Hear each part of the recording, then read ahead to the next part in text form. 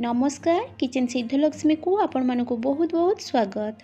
माछ तरकारीटी देखला बेलू आपण मानकु खाइबा पई इच्छा होची ना, ताहले चलंतु भाकुर माछर ए डेलीशियस झोल रेसिपी मु केमिति बनेची देखि नेबे। ए रेसिपीटी बनेबा पई मु 4 पीस भाकुर माछ नेची, ता सहित गोटे मीडियम साइज रो टमाटो को प्यूरी करके रखीची, गोटे आलू को चोपा छड़ेकी ए भली बड़ बड़ पीस करके रखीची, ता सहित मुझे 3 चामच अदा रसुण पेस्ट आ गोटे पियाज को पतला पतला करी काटिकी रखीची। प्रथमे आमे माछ को टिके मेरिनेट करि नबा। सेति मो माछरे दे दोची हाफ चामच लूण, हाफ चामच हळदी गुंड और हाफ चामच लंका गुंड, ता सहित एटी बाटिकी रखिथिबा अदा रसुण पेस्ट रु मध्ये टिके दे दबा, जहा फଳରେ माछरे सब प्रकार फ्लेवर आसीबो। मसला को हाथ में भल भाव गोले नबा, जहा द्वारा मसलार कटिंग माछ उपरे भल भाव लगी जिवो। प्रथमे गैस उपरे गोटे करी बसैकी गरम करि नियंतु, सेथिरे दे दियंतु 4 बड़ चमच सोरिष तेल। सोरिष तेल रे नॉन वेज आइटम बनेबा द्वारा तार टेस्ट बहुत भल आसी थाए। माछ भाजीबा पई सब बेले तेल को गरम होबा पई देबे, नहले माछ भांगी जिबार बहुत चांस थाए। एठी देखंतु तेल रु पूरा धुआं बाहरिलानी। एबे मु सब माछ को एठी देकी भाजी नेबी। 2-3 मिनिट भाजिला परे माछ हल्का ब्राउन हे गले ताको आमे ओलटाई नबा। अन्य साइड को मध्य आउ 2-3 मिनिट भाजी नाला परे माछ को आमे बाहर करि नबा। माछ को आमे बेसी कड़ा करिकी भाजीबानी, कारण आमे ए माछ को झोल रे पकाइबा। एबे सेही तेल रे मु काटिकी रखिथिबा आलू को मध्य देकी भाजी नेबी। माछ झोल रे आलूर टेस्ट बहुत भल आसी थाए। आपन को जदी पसंद नाही आपण या को स्किप मध्य करि परिबे। आलू भाजी की टिके लाल हे गले आमे तक बाहर कर नबा।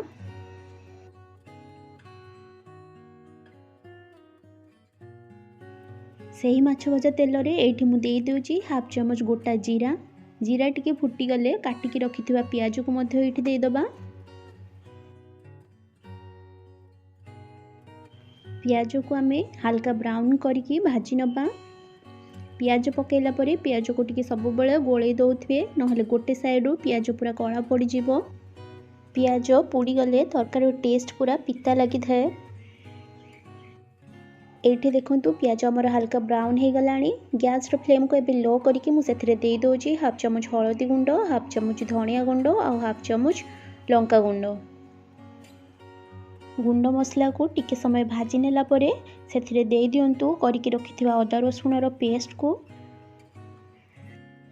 मसला रु कंचा स्मेल जिबा पर्यंत आमे ताको मीडियम फ्लेम रे कसी नबा। एटी देखंतु मसला रु तेल रिलीज होबा स्टार्ट हेलानी। एबे आमे करके रखिथिबा टमाटो प्यूरी को सेथिरे दे दबा और एहा को मध्य आउ किछि समय पई कसी नबा। एठी मु दे दोची हाफ चमच होममेड गरम मसला। आपण चाहिले जे कोनोसी रेडीमेड गरम मसला दे पारिबे। एबे एहा को कवर करके आउ 2-3 मिनिट पई कसी नबा। 2-3 मिनिट परे देखंतु एठी मसला हमर भल भाव रे कसी हे गलानी और साइड रो तेल मध्य रिलीज हेलानी।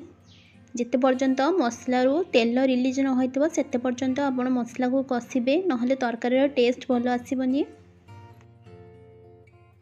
एबे मु भाजी के रखिथिबा आलू को मध्य मसला रे देकी आ अल्प समय पई कसी नेबी। एबे मु एथिरे पाखापाखि गोटे ग्लास गरम पानी दे दोची। आपण आपनको आवश्यकता अनुसार पानी रो क्वांटिटी की कम बेसी करि परिबे। पानी देला परे झोल रे स्वाद अनुसार लूण पकई नियंतु। एबे एहा को कवर करके 5 मिनिट मीडियम फ्लेम रे फुटीबा पई छाडी दियंतु।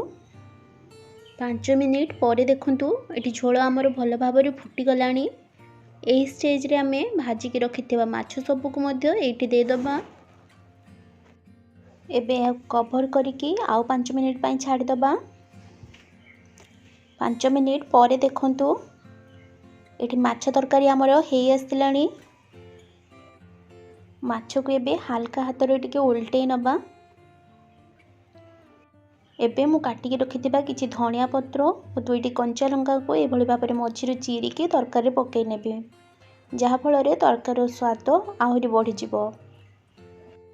एबे गैस रो फ्लेम को ऑफ करि नियंतु और देखंतु एठी मु गोटे आलू को आपण मानकु काटिकी देखौची। आलू भी एठी हमर भल भाबरे पूरा सिझी जाईची। ताहले चलंतु ए डेलीशियस माछ तरकारी को एबे सर्व करि नबा। एही रेसिपी को आपण माने भी ट्राई करंतु। जदि रेसिपीटी पसंद आसे ताहले मो वीडियो को गोटे लाइक कर देबे। चैनल रे नुआ थिले प्लीज मो चैनल को सब्सक्राइब कर नेबे।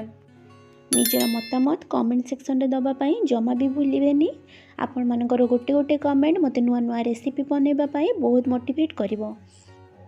माँ लक्ष्मी समस्तंकर मंगल करंतु। एही कामना सहित आज पई रहूची। पुणी आसीबी आउ एक नुआ रेसिपी नेकी। सेतेबेले पर्यंत स्टे सेफ स्टे हेल्दी। जय माँ लक्ष्मी।